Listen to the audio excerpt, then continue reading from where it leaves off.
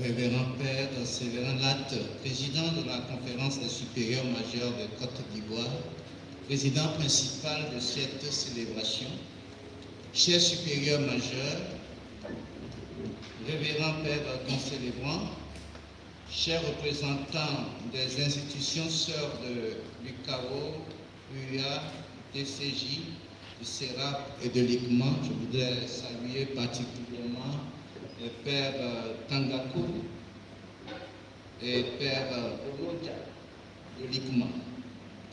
Chers responsables des communautés religieuses, chers membres de la communauté de formation du CELAF, directeurs et responsables des filières personnels, administratifs et auxiliaires, enseignantes, enseignants, étudiantes et étudiants. 3 semaines nous séparent déjà du premier jour de nos activités de formation. Nous les avons certes entamées en femmes et hommes de foi. Toutefois, par la présente Eucharistie, nous les avons inscrites dans une dimension spirituelle plus profonde. La vive conscience de les mener, non pas comme des personnes autoréférentielles, comme dirait Pape François, c'est-à-dire enfermées de manière narcissique dans l'assurance de leurs compétences et de leurs forces, à tout point de vue, mais dans une dynamique d'alliance avec le Seigneur. Et l'alliance nous renvoie à l'initiative de Dieu qui nous dévance toujours et la promesse de fidélité de notre part.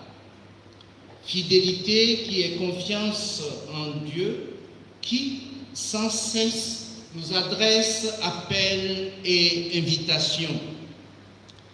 Des paroles de Dieu, bien sûr, dans la prière, mais aussi saisies dans les interstices des unités d'enseignement, des lectures, dans nos lieux de vie, dans les humbles activités de chaque jour, dans les relations interpersonnelles.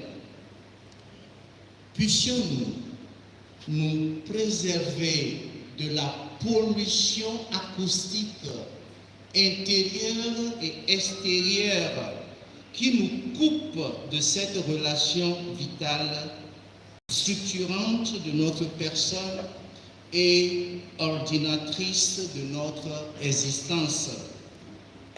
Bruit de la distraction permanente, bruit de l'information qui devient divertissement, comme le dirait Pape François dans Laudato Si.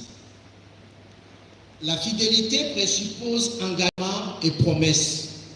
Faire ce qu'on a annoncé de faire en dépit des intermittences du cœur, des variations d'humeur. En ces temps et lieux de nous connus particulièrement, ces notions d'une profonde spécificité humaine sont frappées de discrédit, de soupçons